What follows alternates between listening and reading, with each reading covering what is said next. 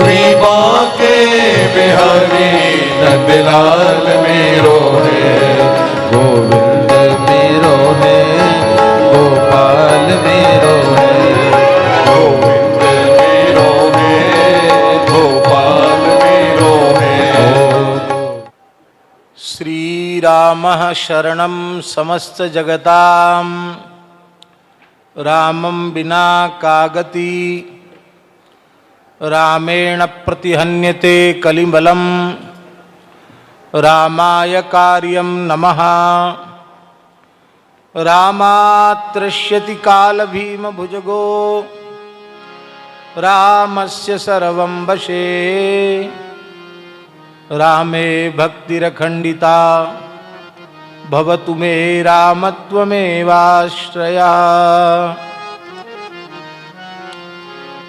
नमस्तस्मै भगवते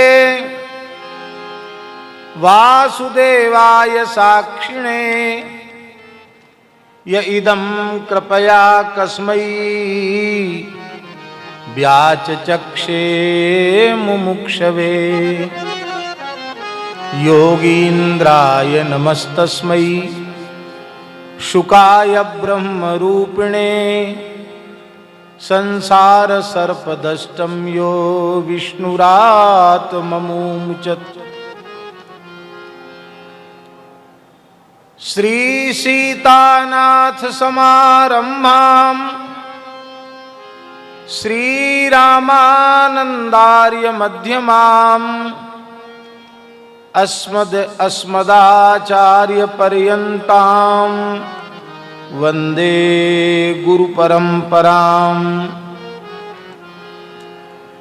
गोविंद जय जय गोपाल, जय जय गोविंद, जय जय गोपाल, जय जय गोविंद, जय जय गोपाल, जय जय गोविंद, जय जय गोपाल, जय जय राधा रमण हरि गोविंद, जय जय राधा रमण हरि गोविंद, जय जय श्री राम जय जय ऋषिकेश, जय जय राम, जय जय लक्ष्मीश, जय जय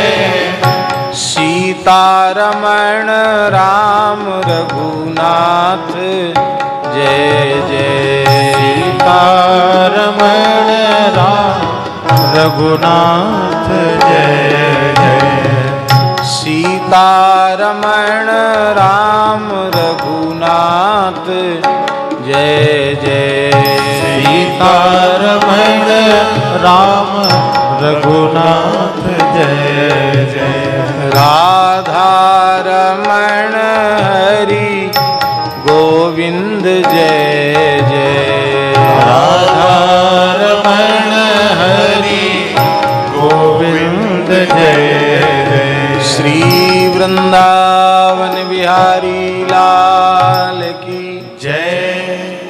श्रीमद्भागवत महापुराण की जय। विष्णु यज्ञ महामहोत्सव की जय।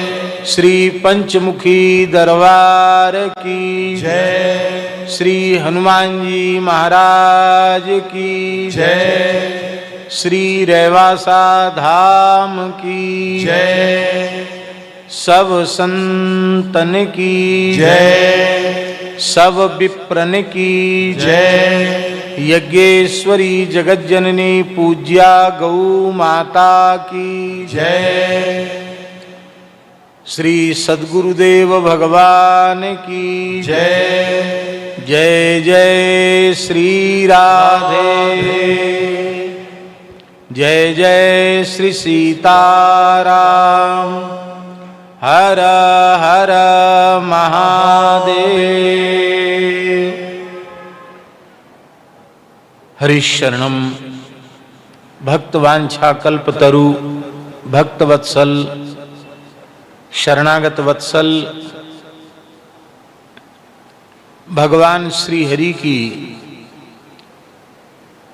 वांगमयी प्रतिमा पुराण सम्राट श्रीमद् भागवत महापुराण को साष्टांग प्रणाम निवेदित करते हुए व्यासासन पर विराजमान वैष्णव जगत की, कथा जगत की, ब्रजमंडल की एक विशिष्ट विभूति, अत्यंत सरस, सरल, सहृदय और श्रीमद् भागवत के परिमार्जित वक्ता डॉक्टर श्री श्याम सुंदर जी पारासर जी,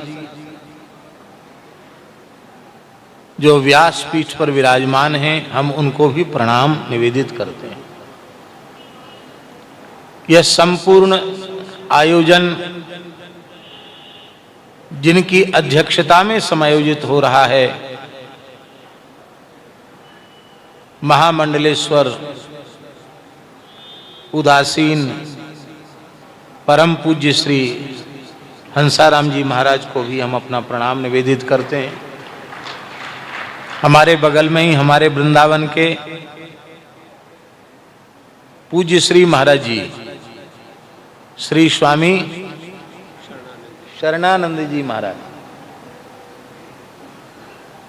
उनके चरणों में भी प्रणाम निवेदित करते हैं। और हमारे पंचमुखी दरबार में जो प्रतिष्ठित होकर के श्री हनुमान जी की गौ ब्राह्मण और संतों की, अतिथियों की अत्यंत उदार हृदय से सेवा करते हुए स्थान का, संप्रदाय का गौरव बढ़ा रहे हैं, ऐसे महामंडलेश्वर पूज्य श्रीमंत श्री लक्ष्मणदास जी महाराज, उनको भी हम प्रणाम निवेदित करते हैं। ओंकारेश्वर नरसिंह मंदिर टेकरी के श्री महंत श्री श्याम सुंदर दास जी महाराज, उत्तरकाशी के स्थान का नाम क्या है? हाँ, श्री स्वामी राघवानंद दास जी महाराज, पूज्य महाराज जी, विराजमान सभी पूज्य संतों को जिनका हमें नामस्मरण नहीं है, उन सभी पूज्य संतों को हम यथा योग्य वंदन करते हैं। हम तो सोच रहे थे कि इतना लंबा रास्ता नहीं होगा, लेकिन रास्ता थोड़ा रेवासा से यहाँ तक का, एक तो सिंगल रोड, और सिंगल रोड में भी इधर जो मकराना का क्षेत्र आता है, इधर को ट्रैफिक जाम बहुत था, लेकिन सकुशल यहाँ आ गए। हमको लगा कथा पूरी हो गई है, लेकिन महाराज जी बोल रहे हैं कि अभी कथा के मध्य ही आपको कुछ बोलना है।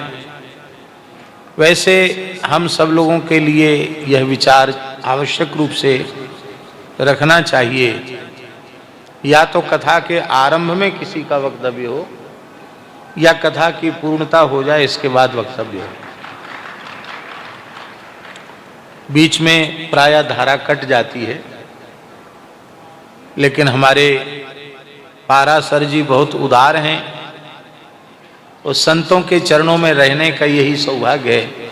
हम भी जब आसन पर बैठते हैं तो हम यही कहते हैं, घर की कथा है, साधु साई कथा है, इसमें कोई आगे पीछे का बंधन नहीं, कोई आओ कोई जाओ। तो इतना भी नहीं होगा तो संतों के चरणों में रहने का फिर क्या फल मिला। तो श्री हर्षण कुंज वाले महाराज जी के आप कृपा पात्र हैं। संक्षिप्त कुछ कहेंगे, क्योंकि हम जितनी देर बोलेंगे उतनी देर आप लोगों को कथा जो क्रमशः श्रवण कर रहे थे उसमें आप लोगों को विक्षेप होगा। तो हम श्रोता और वक्ता के बीच में विक्षेपक बनने का अपराध नहीं लेना चाहते हैं। लेकिन एक बात पक्के तौर पर समझ लेना चाहिए कि भगवान की प्राप्ति और भगवान की कथा की प्राप्ति दो नहीं है, एक ही है। बहुत प्रसिद्ध श्लोक है, रामस्य नाम रूपंच लीला धाम परात् परम एतत् चतुष्टयम नित्यम सच्चिदानंद विग्रह। भगवान का नाम, भगवान का रूप, भगवान की लीला और भगवान का धाम, ये चारों सच्चिदानंद स्वरूप हैं। नाम की प्राप्ति हो गई माने भगवान की प्राप्ति हो गई, स्वरूप का दर्शन हो गया तो भगवान की प्राप्ति हो गई। लीला, ये लीला है जो आप कीर्तन कर रहे हैं व्यासपीठ से बैठ करके, भगवत लीला ही तो सुना रहे हैं।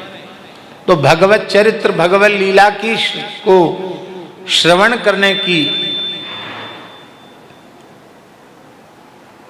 श्रवण करने का सौभाग्य प्राप्त हो गया तो समझ लो कथा सुनने का अवसर मिला, मानो हमें भगवान मिल गए। और भगवान का धाम मिल जाए तो भी यही अनुभव करना चाहिए कि हमें भगवान ही मिल गए। धाम के रूप में वो प्राकृत भूमि नहीं है, साक्षात भगवान विराजमान है। आप लोग कहेंगे आपने तो मन को संतोष देने के लिए बात कह दी, फिर भगवत प्राप्ति की बात बार बार क्यों कही जाती है कि बिना भगवत प्राप्ति के मनुष्य जन्म व्यर्थ है। आप इसे प्रमाणित कीजिए कि भगवान की प्राप्ति और भगवान की कथा की प्राप्ति में भेद नहीं है। इस संबंध में श्रीमद् भागवत का ही एक उदाहरण हम प्रस्तुत कर रहे हैं। भगवान की प्राप्ति का फल क्या है? भगवान की प्राप्ति का फल क्या है स्वामी जी? भगवत प्राप्ति का फल क्या है कि भगवान प्रसन्न होकर दर्शन दें और अपना करकमल हमारे माथे पर रख दें, तो इसका फल है कि अब आवागमन के चक्र से छूट जाओगे, काल रूपी सर्प के भय से मुक्त हो जाओगे, सर्वथा दुख रहित हो जाओगे और सदा सर्वदा के लिए भगवान के चरण कमलों की प्राप्ति हो। यही तो फल है, इसके अतिरिक्त कोई दूसरा फल नहीं है। और जो फल इस प्रकार की भगवत प्राप्ति जिनको हुई है, उन्हें जो फल मिल रहा है वही फल भगवान की कथा सुनने वाले को मिल रहा है। किंचित भी भेद नहीं, तनिक भी भेद नहीं। हिरण्यकशिपु ने पूछा, यस्त्वया मंदभाग्योक्तो मदन्यो जगदीश्वर क्वासौ। अरे मंदभाग्य प्रहलाद, मेरे अतिरिक्त जगत का ईश्वर है तो वह कहां है? प्रहलाद जी ने कहा कि आप कहते कहां हैं, पूछ रहे हैं कहां हैं, हम प्रति प्रश्न कर रहे हैं कि कहां नहीं है। सर्वत्र, बोले हाँ सर्वत्र, सब जगह है। तो कस्मात् स्तंभे न दृश्यते, इस खंभे में क्यों नहीं दिखाई पड़ता? प्रहलाद जी मुस्कुराए और बोले, पिताजी मेरी आंख से देखोगे तो खंभे में भी दिखाई पड़ेगा, कण कण में दिखाई पड़ेगा। और घूंसे का प्रहार किया और भगवान नरसिंह खंभ फाड़कर प्रकट हो गए। कथा आप सबको मालूम है, सुन चुके हैं आप कथा। हिरण्यकशिपु का उदर विदीर्ण कर दिया भगवान नरसिंह ने, और अंत में देवताओं ने स्तुति की, भगवान का क्रोध शांत नहीं हुआ। प्रहलाद जी ने प्रणाम किया। तो वहां ये ध्यान देने योग्य बात है, वहां भगवान सुखदेव जी कह रहे हैं, स्वपाद मूले पतितम तमर्भकम विलोक्य देवः कृपया परिप्लुतः उत्थाप्य तच्छीर्ष्ण्य दधात् कराम्बुजम कालाहि वित्रस्त धियां कृताभयम। अपने चरणों में पड़े हुए प्रहलाद जी को देख करके भगवान नृसिंह वात्सल्य सिंधु में डूब गए, करुणा कृपा में डूब गए और लपककर उन्होंने प्रहलाद जी को उठाया, अपनी गोद में ले लिया। तच्छीर्ष्णि कराम्बुजम अदधात, प्रहलाद जी के मस्तक पर अपने कर कमल को रख दिया। किस कर कमल को? बोले काला ही वित्रस्त धियांग कृता भयम। काल ही है, अहि माने सर्प, काल रूपी सर्प के भय से मुक्ति दिलाने वाले अपने कर कमल को माथे पर रख दिया। इसका मतलब है कि भगवत साक्षात्कार हो, भगवान की गोद में बैठने का अवसर मिले और भगवान माथे पर हाथ धरें तो उसका फल होगा, काल रूपी सर्प के भय से मुक्ति होगी। और यही बात महात्म्य में पहले कह दी। कालव्याल मुखग्रास त्रास निर्णास हेतवे श्रीमद्भागवतम शास्त्रम कलौ कीरेण भासितम।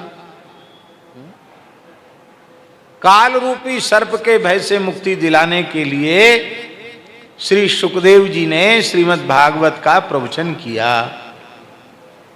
सुनने वाले की मुक्ति हुई? बोले हाँ हुई। परीक्षित ने कहा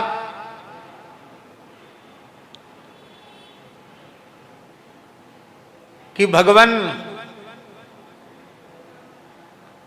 सिद्धोस्मि अनुगृहीतोस्मि भवता करुणात्मना श्रावितो यच्च में साक्षात् राज निधनो हरि प्रविष्टो ब्रह्म निर्वाणम ह्यभयम दर्शितम त्वया। आपने मेरा भगवान में प्रवेश करा दिया और अब भगवत तक्षकान्न विभिम्य हम, अब मैं तक्षक से भयभीत नहीं हूं। वो तक्षक नहीं है, काल रूपी सर्प ही है। तो परीक्षित इसके प्रमाण है। एक और वाक्य कह करके पूरा कर देते हैं।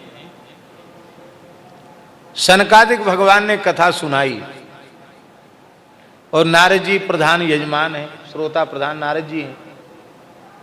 वक्ता सनकादिक भगवान है, विरक्त वक्ता विरक्त श्रोता। तो कर्तव्य है कि प्रधान श्रोता कथा के बाद कृतज्ञता ज्ञापित करे वक्ता के प्रति। मोह पर होय न प्रत्युपकारा बंदों तो पद बारंबारा।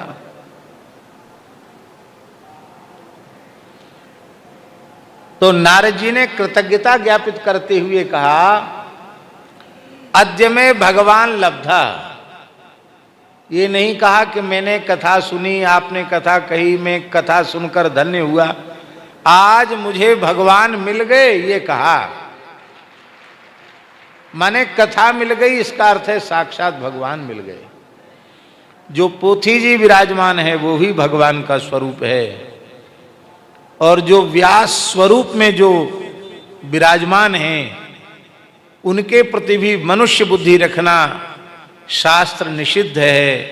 व्यासाय विष्णु रूपाय व्यास रूपाय विष्णवे नमो वै ब्रह्म हृदये वासिष्ठाय नमो नमः।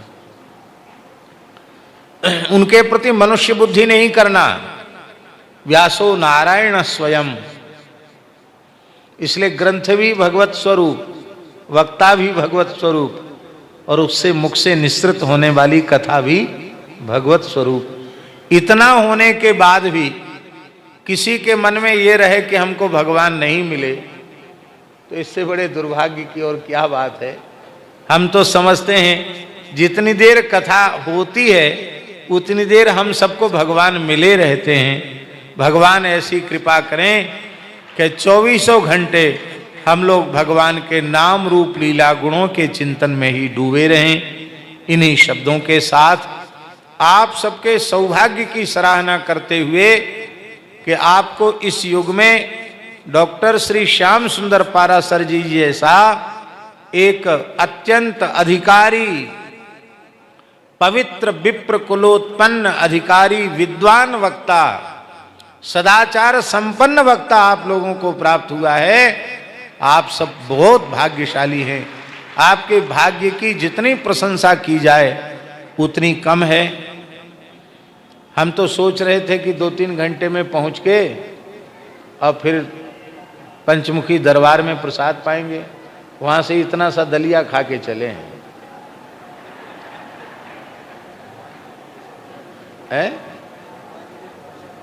नहीं, तो अब हम अपने वक्तव्य को यहीं पूर्ण करते हैं। अभी कथा कब तक चलेगी? जी, तो हम चाहेंगे कि वक्तव्य तो व्यासपीठ को निवेदित है, 10-5 मिनट बैठ के हम सुन लें, उसके बाद चलें। श्री राधे।